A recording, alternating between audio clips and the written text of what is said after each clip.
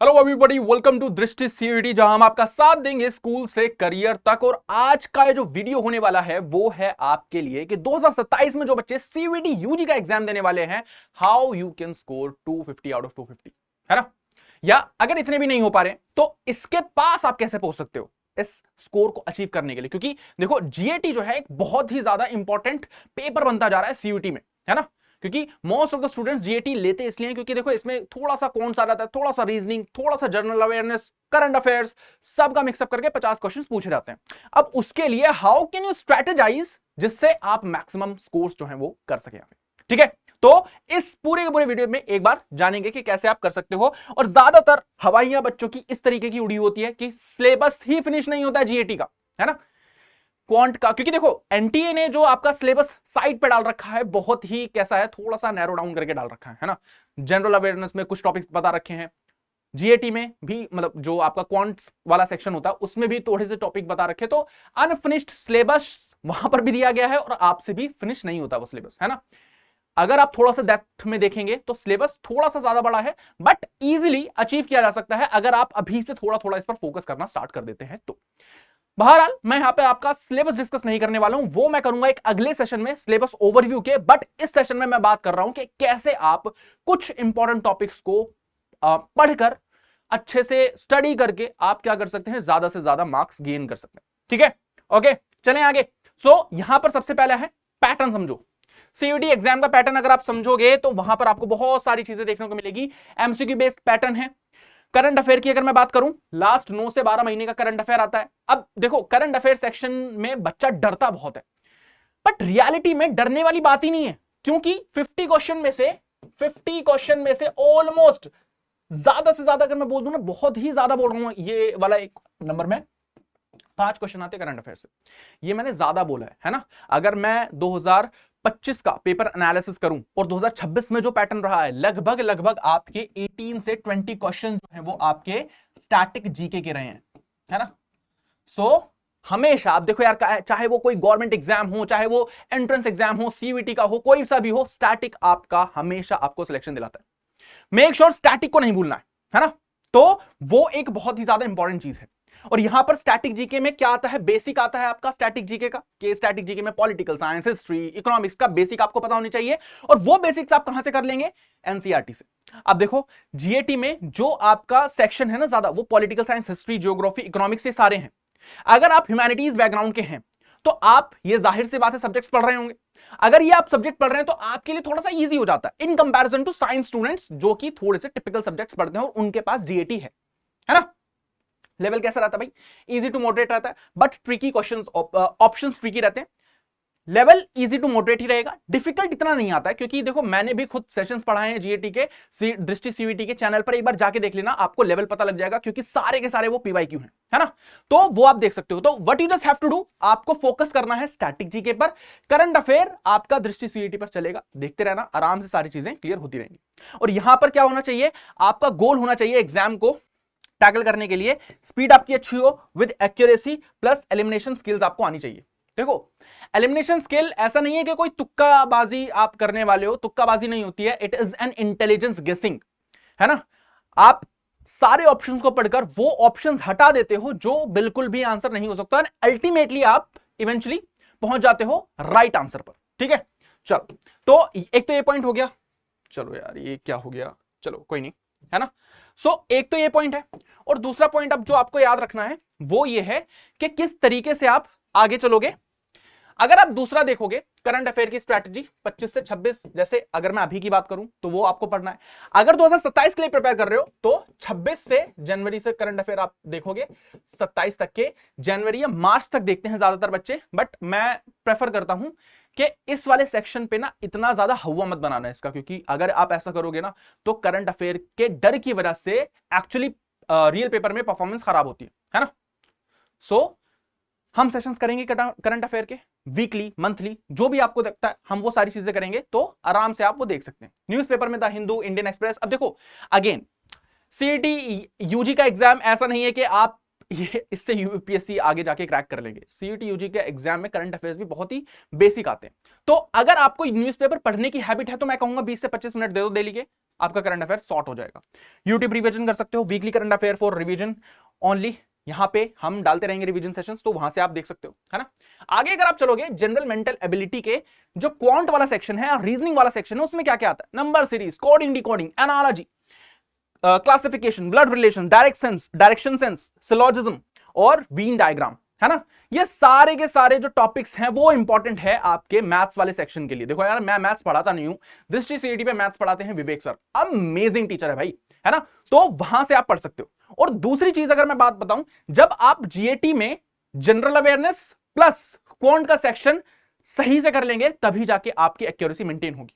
मैं देखो हमेशा ये नहीं कहता कि 50 के 50 अटेम्प्ट करने हैं, आप अटेम्प्ट कितने भी करो, अगर आप एक सर्टेन वे में अटेम्प्ट कर रहे हो पेपर को और उसके साथ साथ एक्यूरेसी आपने मेंटेन कर रखी है, यू विल गेट थ्रू, मैं बता रहा हूं, है ना। सो वो बहुत ज्यादा इंपॉर्टेंट चीज हो जाती है, तो you just have to do that particular thing. आगे चलेंगे। अब मोस्ट इंपॉर्टेंट एरियाज क्या है कवर करने के लिए, अगर मैं बात करूं जो जनरल अवेयरनेस है, क्वांट्स का, रीजनिंग का, क्योंकि गवर्नमेंट एग्जाम में पूछा जाता है, उनका सिलेबस कंप्लीट है, वहां से भी आप एक ओवरव्यू ले सकते हो। बट क्योंकि जनरल अवेयरनेस का गवर्नमेंट एग्जाम में ही कोई वो नहीं है, कोई भी गवर्नमेंट जो जॉब एप्लीकेशंस के एग्जाम होते हैं उसमें भी कोई सिलेबस नहीं होता, प्री डिफाइंड सिलेबस नहीं होता है स्टैटिक जीके का, है ना। यहां पर हर एक एग्जाम के अंदर कुछ इंपॉर्टेंट टॉपिक्स होते हैं, अगर आप वो कवर कर लेंगे सो बहुत ही ज्यादा हेल्प हो जाएगी आपकी। अगर आप यहां पे देखेंगे पॉलिटी और गवर्नेंस की अगर मैं बात करूं, तो इसमें ज्यादातर क्या चीजें पूछी जाती हैं, तो वो पूछा जाता है आपका न्यूज बिल हो गए, एक्ट्स हो गए, अमेंडमेंट्स हो गए, सुप्रीम कोर्ट के जजमेंट्स हो गए और कॉन्स्टिट्यूशनल डेवलपमेंट हो गए। तो पॉलिटी गवर्नेंस से क्वेश्चंस ऐसे बनते हैं। पॉलिटी और गवर्नेंस से क्वेश्चंस डोमेन वाले सब्जेक्ट से नहीं बनेंगे, क्योंकि यहां पर स्टैटिक जीके बहुत ही जनरल है, सामान्य अध्ययन, यहां पर यह बात हो रही है, स्पेसिफिक नहीं है। अगर आप डोमेन के सब्जेक्ट्स पढ़ेंगे तो डोमेन के सब्जेक्ट्स में अलग नॉलेज दी गई है ना। सो डोमेन और जीएटी के जनरल अवेयरनेस वाले पार्ट को एक तरह से ओवरलैप मत करना।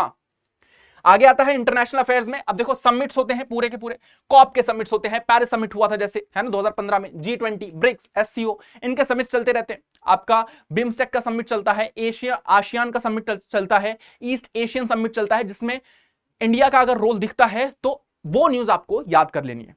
और वो कहां से होगी, दृष्टि सीयूटी के यूट्यूब चैनल से हो जाएगी आपके लिए, है ना। इंडियाज रिलेशन विद कंट्रीज, ये भी पूछा जाता है, and that is an important part, बहुत ही ज्यादा इंपॉर्टेंट पार्ट है। आगे जब आप चलेंगे तो यहां पर इकोनॉमी आता है। इकोनॉमी में आपको एक ही चीज ध्यान रखनी है कि भाई 1 तारीख को, 1 फरवरी को हमारा आता है बजट, है ना। वो बजट पढ़ लो थोड़ा सा। बजट भी ऐसा नहीं, क्योंकि देखो बजट जो ओवरऑल एक डॉक्यूमेंट है बहुत ही बल्कि है, अगर आप वो पढ़ने गए तो हो लिया टाटा बाय बाय, नहीं होगा, है ना। सो उसमें से कुछ की फैक्टर्स इंपॉर्टेंट है, सेशन ले आऊंगा आराम से, उसमें से भी हम देख लेंगे बहुत सारी चीजें। बजट, इकोनॉमिक सर्वे, आरबीआई की पॉलिसीज, रिपोर्ट्स एंड इंडाइसेस। और एक जनरल अवेयरनेस की जब मैं बात करता हूं स्टैटिक जीके में, तो जो इकोनॉमी वाला सेक्शन है उसमें आपके क्वेश्चंस थोड़े कंसेप्चुअल आते हैं।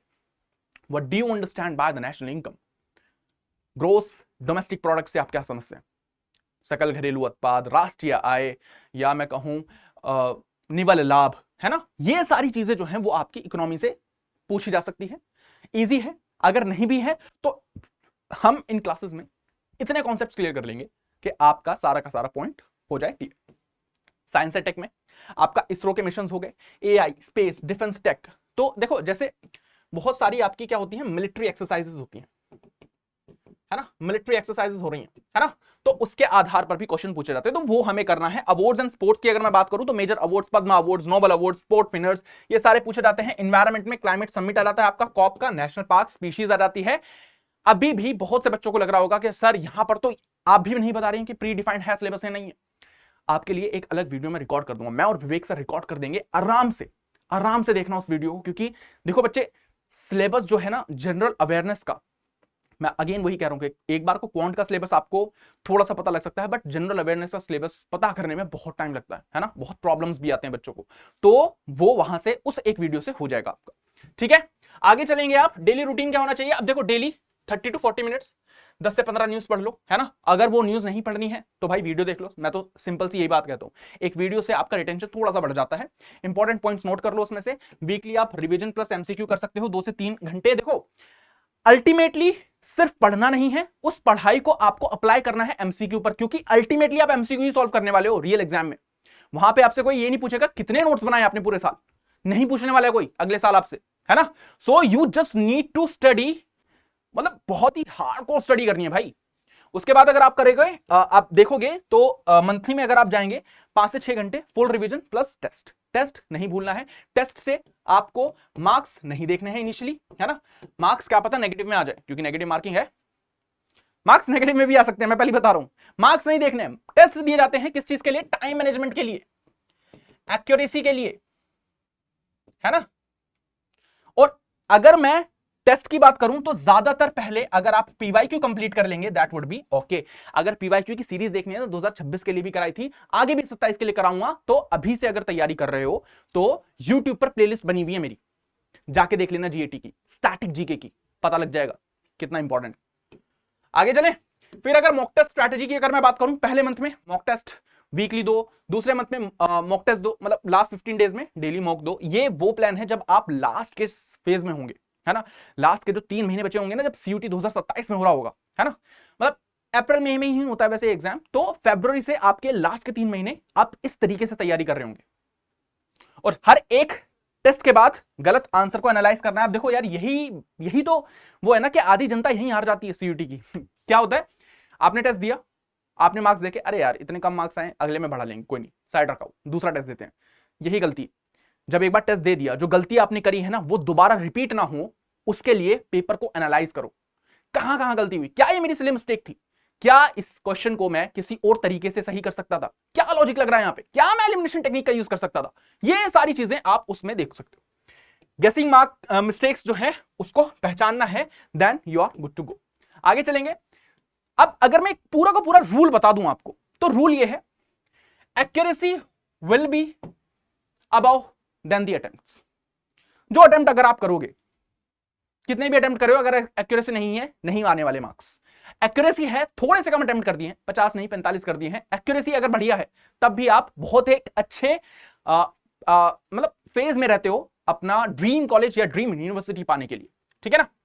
50 क्वेश्चंस, अटेम्प्ट 45 सही, एंड नॉट 50 विद गेसेस, ठीक है। ऑप्शन 2 एलिमिनेशन टेक्निक लगानी है।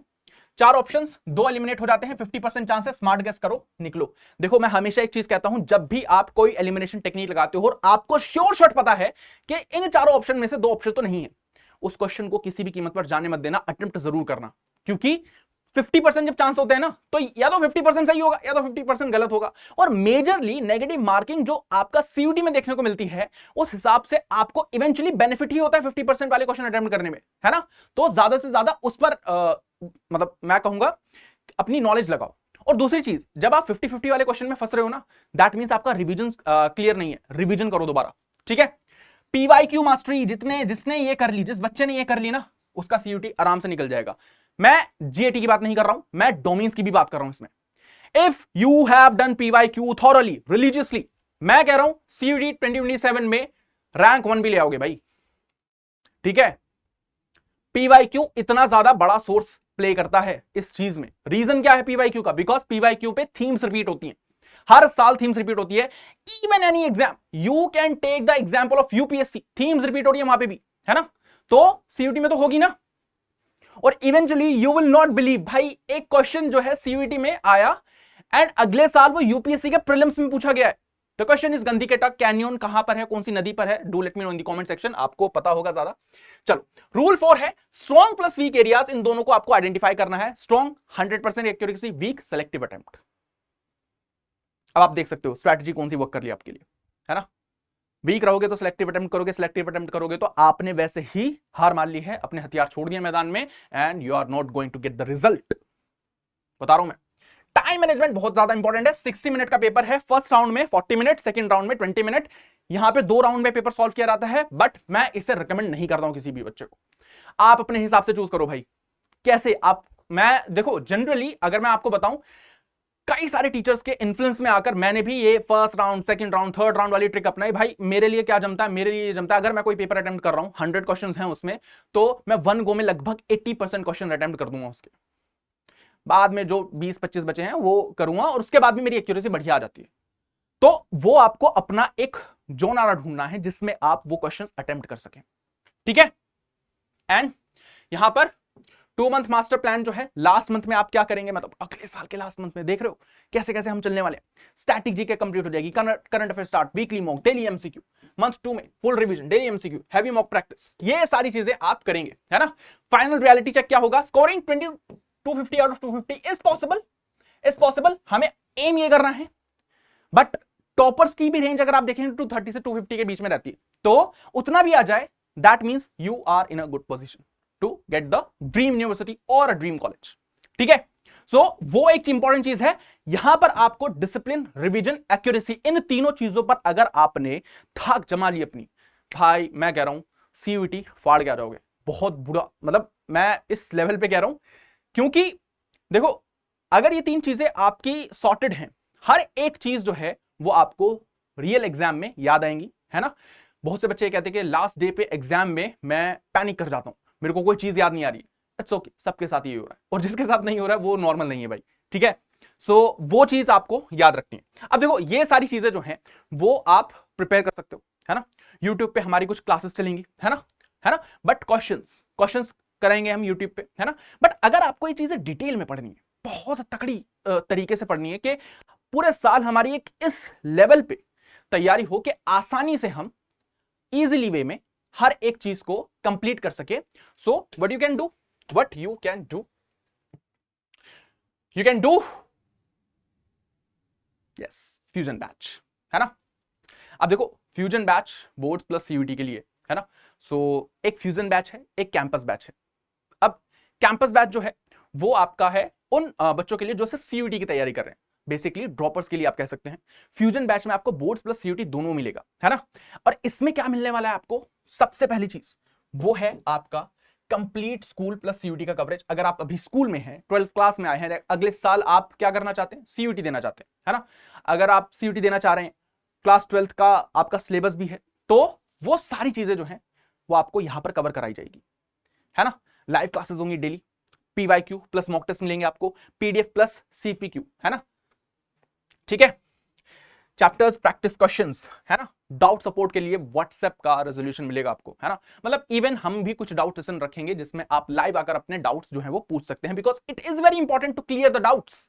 अगर डाउट्स ही रह जाएंगे तो भाई सीयूईटी कहां से निकालोगे।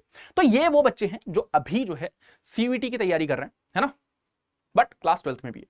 अब कोई एक ऐसा तबका आप में से होगा जो कि ड्रॉपर वाला भी होगा, है ना। थोड़ा सा अगर मैं इस पे बात करूं, ड्रॉपर वाला भी होगा जिसका 2026 का पेपर सही गया नहीं है ना, ठीक है।